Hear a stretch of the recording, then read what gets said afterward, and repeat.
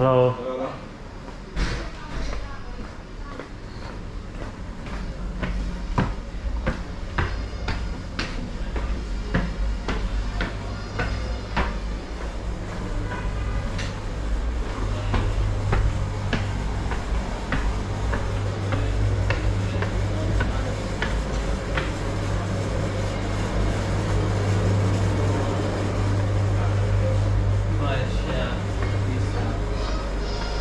Half my adult life. It's like, the only things I ever complained about are Guangzhou. Not that I ever really complained. Well, like, you guys got much money, but like, I mean, never made myself a nuisance to the establishment. Like, I didn't like when they told me, give all the kids at least this mark. And I said, no. I'm going to give them the mark they get. If you decide to change it before you put it on their records and give it to the parents, I won't say it, I don't care. But they're going to get the mark they get. Some of the kids got 14% in my class, right? Especially the one class in S2. You don't believe in bringing to a curve? To an extent, but like that class, there were 2 kids out of the 16 or 17 that were in that class that did the work. And I'm not going to allow them to pull up everyone else when 90% of the class is doing nothing. I'm not. I'm sorry, but if your kids aren't good work, I'm going to fail them. That's it. And like I said, I'll give you the mark, Sophie, if you want to change them. I don't care. But this is the mark they got. You decide what to do with it. That was the one thing, though. This is what's happening. I kind of got bored with the club thing, but I started a shit club. So ready? 2位 Okay. I should have did drama. 好了 Okay. We could have done a nice little drama presentation to do at the end of the year. Yeah, we need some more of that kind of stuff for our kids. More music, drama. I got frustrated at the kindergarten this last year. They do a big drama performance at the end of every semester. Every class does like a little 5 to 8 minute type thing, right? And that's all well and good. They give you like the topic, and then you practice all semester long. Really, the nice thing is don't care about the last month or so. They drill the kids every day for 8 hours on the drama, right? Learn their lines, act right, and blah, blah. And the first semester I was there, the topic was a TV show. Make a drama based off any TV program. So we're at a kindergarten.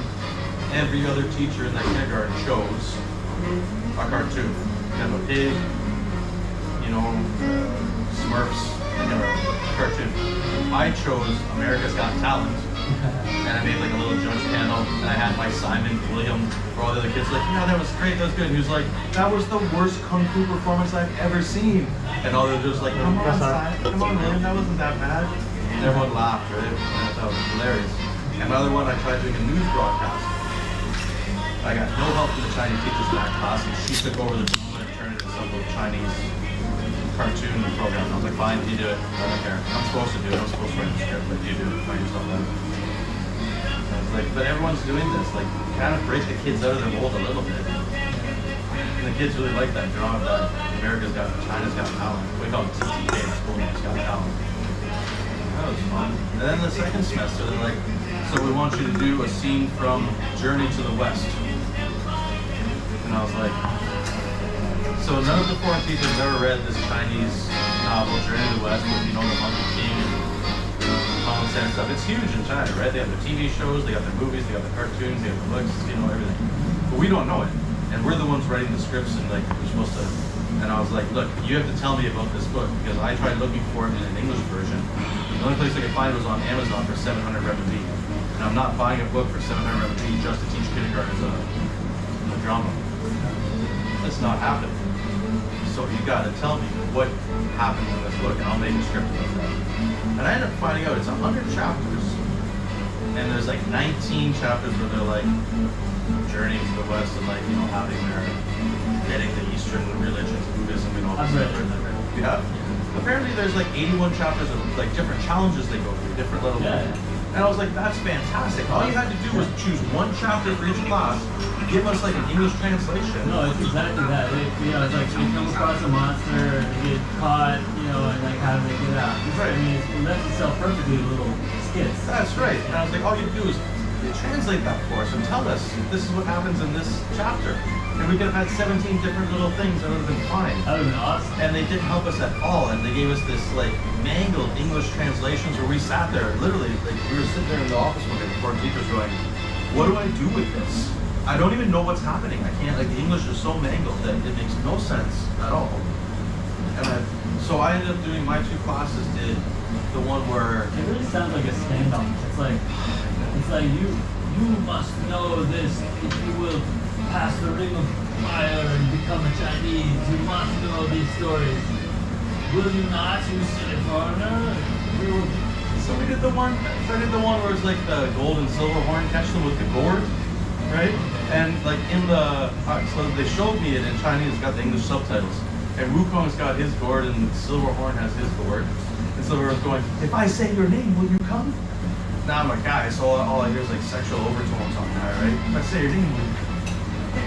And Wukong goes, if I say your grandfather's name, will you come? And I'm laughing, right? So I put this right in the play. Okay. Yeah. So, you know, they capture them, Wukong comes and saves his friends, and then Tan Sun, or whatever his name, comes and gets Silverhorn and Goldhorn because they're students, one of the immortal students that went bad, and so he smacks them into place and they go off on their way. And the other one was the one with the macaque, the 6-year macaque that pretended to be Wukong. And I was like, that one was kind of fun actually, because we have a kid, William, that was like really, his English isn't great, but he was the monkey. You know what I mean? Like that's what he acts all day long, and like, this kid's the monkey king. So we put him as the 6-year macaque, and like they go through and they meet the Buddha, and they meet Jade Emperor, and they're all trying to figure out who is the real Wukong. And I was like, see, all you do is tell me that. They meet these people because this is the problem. I'll write a 5-minute script for the kids. No problem. And they couldn't do that. And it took me like 3 weeks to get like, you know, me writing up English and giving it to the teacher saying, is this kind of what it's like? And then going, no, you got to change this, this, this, and this. And I'm like, okay. So I go back and I would change it all. And you know, well, you don't necessarily have to. Well, here's the other problem. So I'm supposed to do drama every Friday, and half the time the teacher's like, oh, well, can we do this, because this is the push to get this kind of material to the parents right now.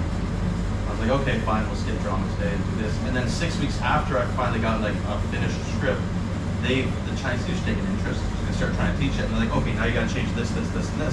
And I'm like, all right, okay. So you change it, and off you go. And by the time the drama comes around, I'm so like disenfranchised from the whole thing. I'm like, no. See, the first semester you gave me something I could work with. And we had a great drama and there was no problems. The second semester you gave me something I knew nothing about and didn't help me with. And then when you did try and help, it was just telling me to change things. All these bureaucratic problems really makes me waste my worthless. Or, no, it doesn't. Yeah, well, kindergarten's going to have more bureaucracy than high school. A lot more oversight and accountability and meetings, probably. Yes and no. Like in some ways. But it's more about like People observing your classes, probably. no, I didn't have that. It was more of developing relationships with the parents. If like we had like our parents groups that I'm in. So I would talk to the parents and send them stuff. We check groups. And as long as the parents were on board with what I was doing, the kindergarten couldn't care less. All they're out to do is make the parents happy so that they bring their kids back next year. So as long as I got in with the parents, and that's why I told a few like the newer teachers that just went to China, they were having trouble and they were like, you know, getting that oversight, getting critiques a lot more often than I was. And I said, I went out for beers with them, the guy, let's go have a beer. Look, guys, talk to the parents, get them to know you, ask what they want from it, listen to them, and just do it. You're there anyways. Jump through the hoops. You know, they're gonna put the hoops up, just jump through them. You have so fewer problems. You know, I haven't had a single negative thing said about me. I was the star teacher there for the first little while. So I got there the first week and I did this craft with the kids. We made a butterfly, and then I taught them a little drama about the life cycle of the butterfly. And I had a kid pretend to be the butterfly, and a kid pretend to be the caterpillar. And he goes in the cocoon, and another kid's the butterfly, and he comes out. And the parents were amazed. They're like, you see? And I was talking to the parents. I showed them the play. This is what you should do. Look what Paul's doing. And I was like, and don't mean to thumb in your eyes, guys. This isn't hard. It's not rocket science. Rocket science, I hear, is not hard these days. So like, come on. You killed it. I mean, yeah. Just play with the kids. You might not think, you might not think it takes a lot, but for some people it takes a lot for them to get outside themselves. It takes a lot of emotional development, which not every young man has. That's very true. Well, it helps that like I grew up. I was the oldest of my generation on both sides of my family. All my cousins, I'm the oldest one. So I babysat them. So I played with the kids. I like kids. I like playing with kids. I sit and I show them how to build stuff with Legos and stuff like that. I like doing that. That's fun for me. Do puzzles with them. A lot of those teachers playtime don't down. They just kind of stand there and watch the kids. I'm like, play, man. Have some fun.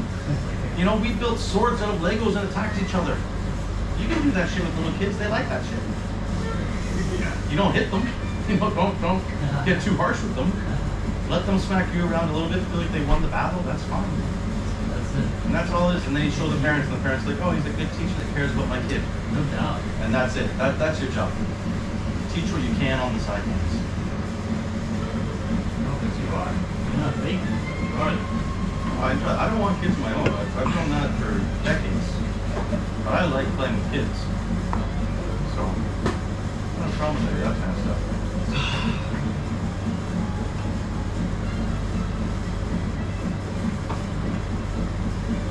I prefer to teach kids, like high school kids, that can learn something. Primary is okay. I hate middle school with a passion. And that's the majority of my teaching in China, the most. Right. And I hate it because they're going through their hormonal stage and their rebellious stage.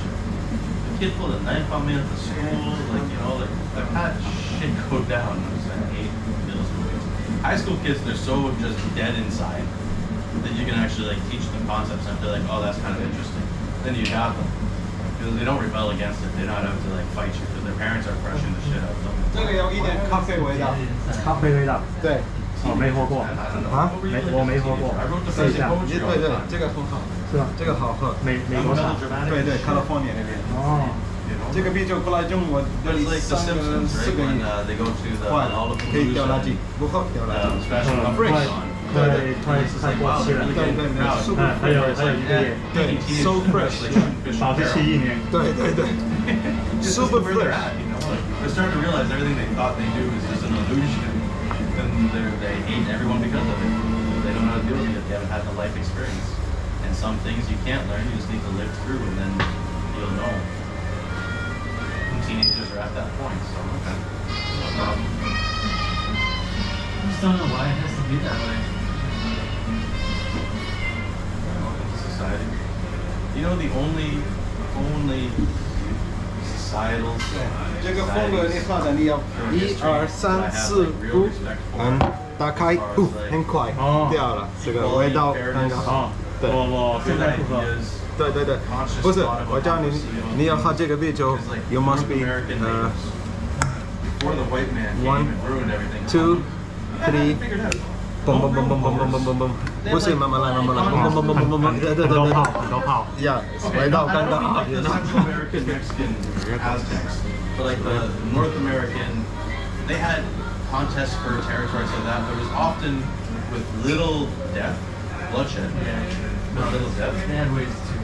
Yeah, you'd have your champion and their champion or a couple guys go at it, and you know they were small.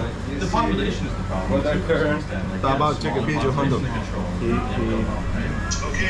How do you deal with 350 million Americans that come from different backgrounds, live in different geographical states, and try and make things fair for everyone? How can you do that? It's not reasonable at all. 这个味道 so good， 就 mix， 它的泡不多。 And it was easier, I suppose, when all the immigrants were 那个这个都包不过来啤酒。对，什么颜色？这个颜色咖啡色。对，你肯定是这个啤酒过来，so good。试一下。喝的冰的。 At least you knew how to keep them down, though. Like, how do you keep Muslims down when you have freedom of religion in your country? But you're trying to tell them you can't have Sharia law. You know what I mean? Like, you're not allowed to kill your daughter because she slept with somebody outside of wedlock. You can't do that. It's not allowed. explain that to someone. They're like, well, God mandated that I can do this, and His law supersedes your laws. Now you have a whole new concept to deal with. It's okay. I get it. That's why our government was corrupt and said, fuck it, we're running for the money. You know who said it best? You ever watch Blood Diamond with Leonardo DiCaprio? Oh, it's a very good movie. It's one of my favorite Leo movies, actually.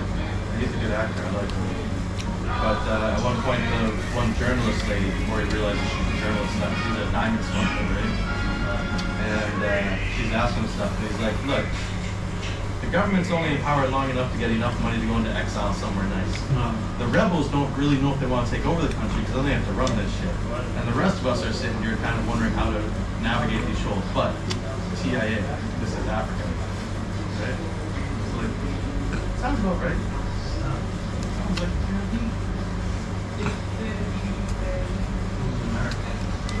oh, we got an election coming up now. Trudeau called an election because he's got a minority government this time around, right? And he finally has enough support from the polls that looks like he might get a majority with a possible 20% of the eligible vote, and he could get a majority off of it because it's Canada and our election system. 20%. He got a majority with 22% of the eligible vote. Now it turns out to be like 40 or 30, high 30s, low 40s of the actual vote. So we have like 5 or 6 parties, right? And if you get it spread out in the ridings enough, you can get your guys elected and become. So he had 22% of the eligible vote, and he had a majority government. Basically a dictator in Canada. Our Senate's not elected, has no power. The House that becomes the Prime Minister is the House with the majority in our Congress, right? Our Parliament. So there's no like real separation of the Prime Minister's office and Congress. And our Supreme Court has had only appointees from our 2 parties that have been in power, so they've never touched a ruling Prime Minister ever in the history of our country. So you're effectively a dictator if you have a majority. So he saw that, and because you don't have to wait 4 years like you do in America, he saw an opportunity to call an election. And I'm like, this is the worst kind of grandstanding politics ever. And half the people I know are going to vote for him. This is the one time I would almost actually have the ballot for someone instead of just spoiling my ballot, just to vote against him. Just to vote against him. Because I don't care if he's the Prime Minister, I want him to have a minority. I'm dead set on him having a minority. I know he's harmless. He's a retard that's beholden to corporate interests. Hard. He loves the fact.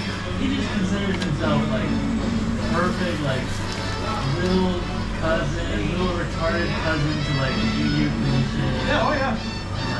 Like London. Over Canada, like we if America or Britain says jump, we ask how high. No, but I understand that.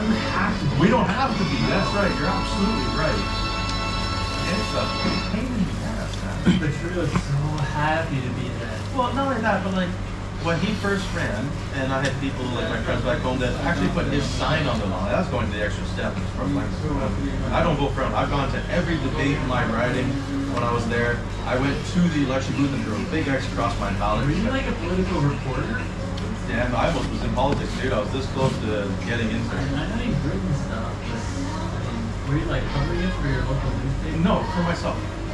My friends would ask me, like I actually had friends call me and say, Paul, how do you think I should vote? And I would always tell them, I don't know. What do you want out of your parliament? Give them an objective analysis. Well, what I would tell them is, look, this is the platform from this party. I know you're not going to go read it because you're lazy. It's fine. Here's the main points of this guy's platform. Here's the main points of this guy's platform. What do you like? I'm spoiling my ballots. I don't care. But like, no, I went out there and I'd like to talk to politicians, to be honest with you. I used to go out there and I'd challenge them constantly. My MP for my riding, Albrecht, he was my MP for 16 years, all through my 20s. He hated me. He knew exactly who I was. He hated me because I would grill him over the flames, and he was just a yes man for the party, so he was easy to beat down. He was low hanging fruit, man. And he would see me coming and he'd turn and walk the other way. And he didn't want to deal with me. So I go talk to the fools that were running against us, who they had to say. There was a Green Party member actually who I was really impressed with. Him in himself. And I had a conversation where I said, look man, I actually really think you have some good ideas and you seem to like understand you don't know everything and you would look for consensus on some issues, which is a good thing in my opinion. But This is just after the Green Party got taken over by Elizabeth May as the leader, and I hated her with a passion. And I said, I can't vote for you because I can't see her gain any more power in Parliament because she's doomed. So I'm going to swallow that. But he was okay. I have no idea. But he was a smart guy, man. Like, I have a lot of respect for him. Yeah, there are a lot of good people at that sort of like local, provincial, citywide level of politics. Like good, like honest, hardworking, professional, competent people. Yeah. Sometimes a lot better than the sort of national celebrity. That's why I've always said, man, like I would rather see the local governments have more power because I trust them a lot more than I do my federal government. I trust my city council more than I trust Parliament. Just because they know the issues facing the city much better than even our MP would. Yeah, and a lot of times those guys don't rise to prominence because they can't be bought out. Because they're more principled. That's right. They choose to think for themselves. Even the mayor of Kitchener now. My city had some shady happenings in my 20s. They had this 5-year plan to revitalize the core, the downtown area. And to do that, they had to buy a lot of property and sell it back out to people, rebuild, demolish, rebuild. And there were some places that would not sell out. And you would not believe, I don't know that they did it, I believe they did. But you wouldn't believe how many times a fire happened to happen at this place that wouldn't sell out and burn half the building down before the fire department, who was around the corner, could get there. And it was damaged and the city would just take it over because it was a safety hazard. And I mean like in a 2-year span, there was like 6 or 7 of these properties that went up in flames. And that's kind of suspicious to me. That being said, the mayor during that time did a relatively good job. Now, if he had to be looked up to do something like that, I don't approve of that in any way, shape, or form. But if you look aside from that, he did a good job on getting the city back together, getting technological industries in there, borrowing from Waterloo, which was our sister city. Like, it's basically one city, right? Because they had the University of Waterloo, which is the head of the 5-school tech conglomerate with MIT and Caltech and stuff like that. Yeah. So like we had the technological side in Waterloo, we had the manufacturing in Kitchener, and he brought the tech into Kitchener. I thought that was a good idea, man. Good move. So I didn't mind him. I kind of questioned the ways the city went about that. I don't know that he was involved personally, but I assume he would be. He's the mayor. If these properties were under flames, and literally the fire department couldn't get there in 10 minutes. They around the corner. I could walk there in 10 minutes. That would be a good plot. Pull the thread on that one. I'll give you more ideas for post events. I mean, and then you could sort of feed it back into chapter 3 of the first novel. What's really going on behind the scenes and under the covers.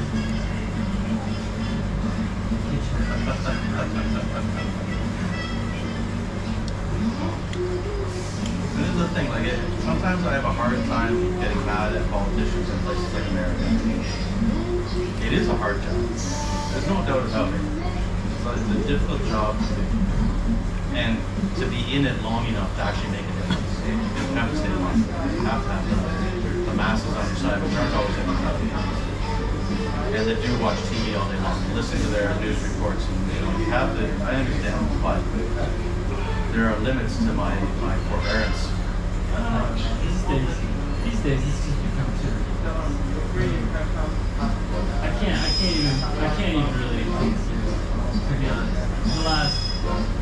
Unfortunately, since Bush took office, I can't take it seriously. You can only say what politics is. Politics is just a farce.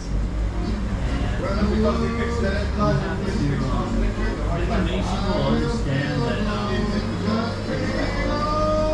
just that they're not, they're not playing a part in a serious play.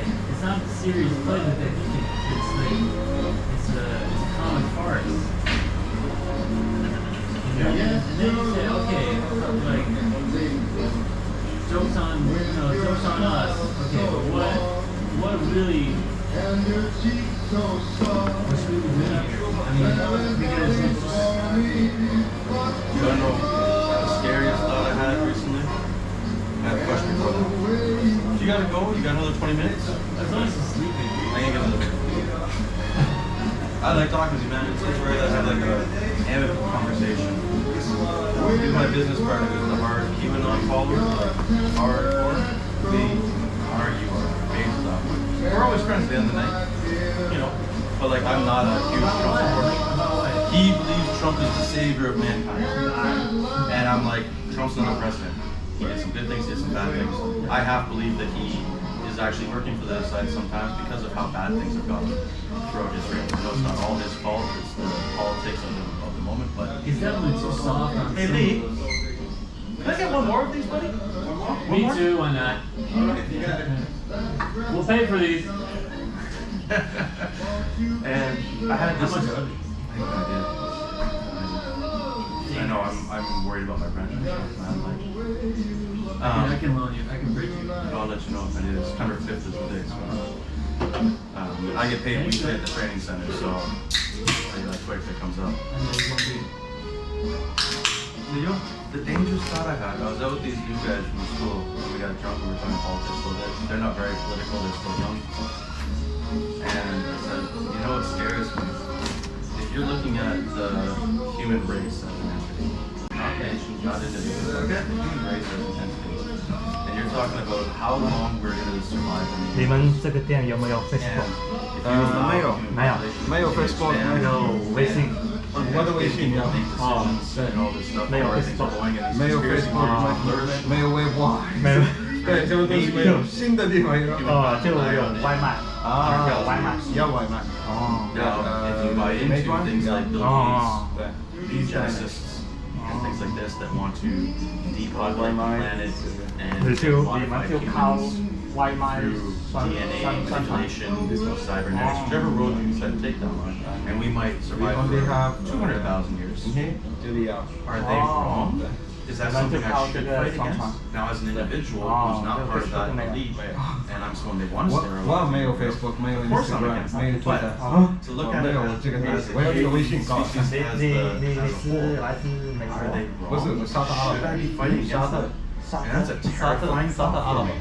Like, I mean, it throws everything I've ever stood for out the 我爸爸是 window. 美国，我妈妈 It 是 makes 沙 me 特阿拉 think 伯。 I need to get the 我看 business 我去 or 分析是沙特 something 阿拉 makes 伯。 my 我 mind 看 get 好 into 像 that 美国人 circle, 就 so I 玩 don't 的 have 嘻哈的， this, you know, 对 conflict of interest. 看你的打扮就很喜欢 hip-hop 那种。中国要混的，你看到了，一直都是我看到过的，你的照片就玩 A 嘻哈 million 的。 years from now, do I want humans to still 我也很 survive? 喜欢那个音乐，听了。 Sometimes I don't. Sometimes I think Obama solid like Every us out, time the world will be better off. 广州有 hip hop， We don't want to spread our 广州 ideas to other 都是 races 过来 in 去 the 办这 universe 里 if they exist. 都是过来私立国家的那边。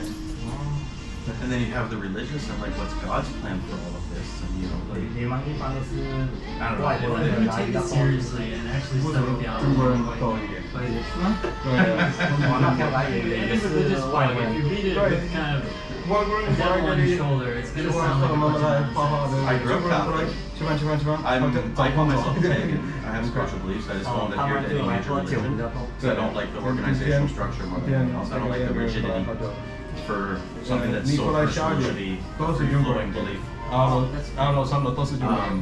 你们晚上 I actually admire the early 这边开了10点 ，morning 10点。 I call myself a 下班 pagan. 了， I 大概 don't know 10点 if that's 下班 accurate, 了 but I like the term. It kind of amuses me because it pokes an eye. 15个小时差不多。 You know, I met a Mormon or a Jehovah's Witness the other day and had a nice conversation with him. He's a nice man.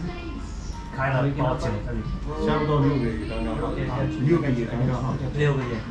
哦，我以前路过这里没发现。这广州吃热狗的地方不多。对，我这里我买放很多微信这个包，这个地方厉害过来，我买放，我买给你的那个红酒过 And 来 I kind of admire that. ，Red Book 过来，我没有，你过来这里吃饭，吃饭这个地方，你告诉你朋友，你告诉你朋友一样的，明白？都是客人喜欢 welcome thank you 了。 On this kind of a topic. 那是外国人怎么知道你这个店？也是这边的人过来这里吃7月5号全告诉我 bringing it all 这里 together, 广州还有牛逼汉堡好吃。 reconciling everybody with their 一般 different 外的人 beliefs 他 and things and 没 being 有 able to chat，没有对微博，对就他们就 Facebook，对，交代。所以我有点奇怪。Facebook 这里不可以用，有 VPN 不麻烦。 reconcile. 我的 phone 是 old school， 我不是换打手机 all the time。你看到我的手机 APP 没有？都是工作 APP 没有。 I mean, that's your tendency more else. That's how you get people involved in politics. 13年。 13年。 And that's 我 what 不 that's 是 the 中国， angle 我 I 那 think 个 you're 就 coming 是 from. 我的。 Is just Cheese you way something. test your basic human morality. Like, are you like a dyed-in-the-wool existentialist where you just don't? 哦。 Or I flirt with nihilism. 怪不得你的 I can't go down that road. flirtation. A flirtation is like I have my days. I have my That's good right. days and bad days. I won't go down that road. I like my life too much. I enjoy myself too much. Well, and 很有 I 广 think 州的味 there's 道， also 不像西安人，对对。更像这里本地 intelligent 人。 enough to realize that 我老婆这里光是18 that you bear a certain amount of responsibility to other people for what you like about your life. And not just other people that you know, but other people that you don't know. That's right. The human race 哦。 and 那个牛的。 generations. 那天我来看到的， And you say, 就像 well, all right, well, we're just a link in that chain, right? 很麻烦的。 I mean, don't you want other people to enjoy the things that we've enjoyed? I mean, in some small part. That's right. And that's This your is test just of a guy. morality. I send a message. Life is a series of moments. You find the good ones and ride through the bad ones. Yeah, sure. I mean, sure, you're gonna have your bad days where you wish everybody was dead, right? Of course. And, you know, question like, why am I here? Why was I ever born? But in the final analysis, in your best moments, when you're thinking the most 这 clearly, 里很有美国的味道。 you actually have to define everything from that vantage point, not from your worst moment, but when 不是麻烦。 from the 我很多汉堡 most 没和 clear. 你走，很多菜， I try 很 and 多东西， find averages 很大 and 的， very 很好看，一 mathematically 切 minded, 没有味道。 麦 very 当劳没有这 tactically 个。 minded. 对。 KFC So I try to average things out. KFC 没得 It's 老 like the 店。 difference between, 不是 say, me or 真 my 的汉 friend 堡，这 Brian 个是 versus 里 Greg 面的 and 力气 Pat. 很快，很快，很快。 So there's a very 你们也要汉堡。 simplistic example. 我要汉堡。有对，比麦当劳的应该要大。 Greg and Pat are hell convinced they're going to lose everything. They're always going to roll bad on the dice rolls. They're going to do bad in the game. Sorry. Always. Hey. They have this Hello. unrelenting belief that they're going to do poorly. I have this unrelenting belief that I'm relatively lucky, but I'll play the averages. Yeah. And I know that on this day, the averages might go for me or against me, but over time they'll work themselves out. So you play the averages. And Ryan, I taught Ryan the study that was done in California about psycho dice. How if you think about the number, it'll come up more. Yeah. And he would do that. He would say they're going sixes, and he started doing a lot better in the game because he believed he was doing better. He would notice the sixes himself. Not to say that he rolled better, but he noticed the sixes.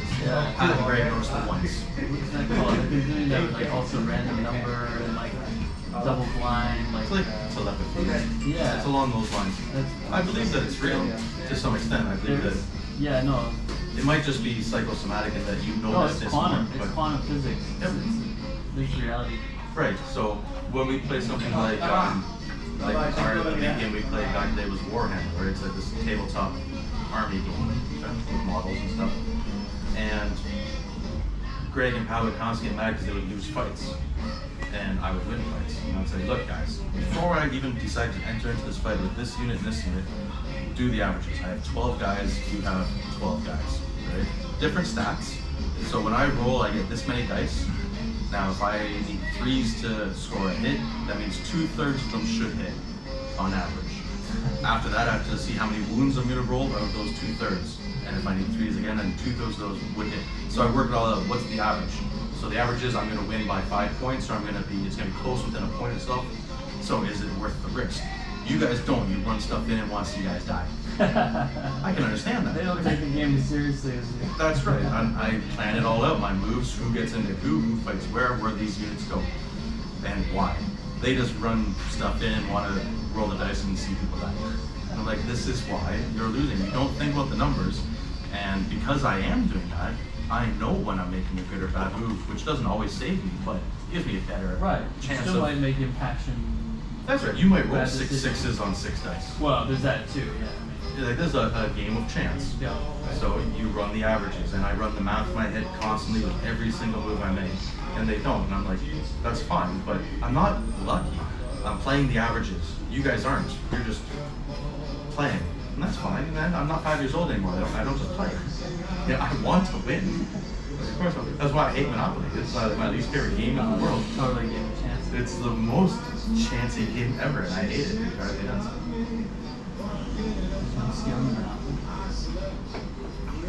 Limited. You can decide when and where to buy houses and hotels. Make the trades you make to get certain corners or whatever. But then after those few initial rounds when all the properties were bought up, Then it's just chance, yeah. Then it's just who lands on it. and we always decide to just buy everything you can anyway. Yep. So it was all chance. Accumulate as much as you can for the trades later. Right? And then your trading skills are, now I live in China, these days, so my bargaining skills are top notch compared to the guys back Come on, home, in right? Monopoly, there's no real stakes. You're playing with borrowed money. And you can cheat. You can cheat it. Yeah. Cheating at Monopoly is one of my favorite things about the You game. can- I'm always the banker. Yeah. I'm always the banker. I'll just grab 3 instead of 2 when I pass go. You know? Yeah, you know those little Monopoly dollars are they stick together pretty nicely. We were like teenagers, like young teenagers, 13, 14, we had Star Wars Monopoly. And we gave all the guys stupid names like Han Solo, you can't see them. Trooper to Rainstorm instead of Stormtrooper, you know.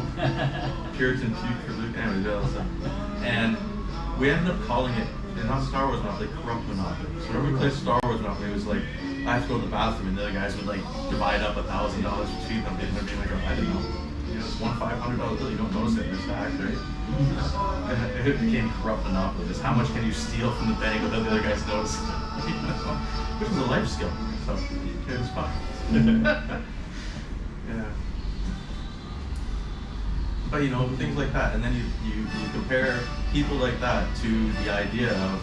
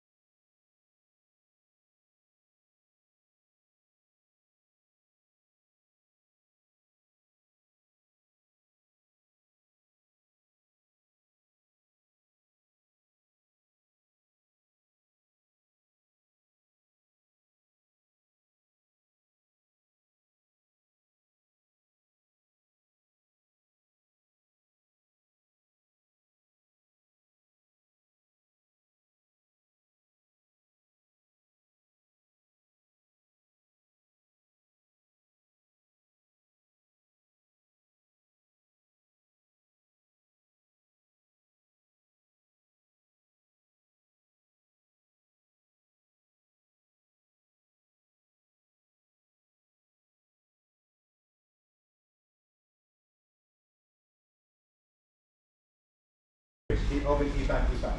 Right, open, key back.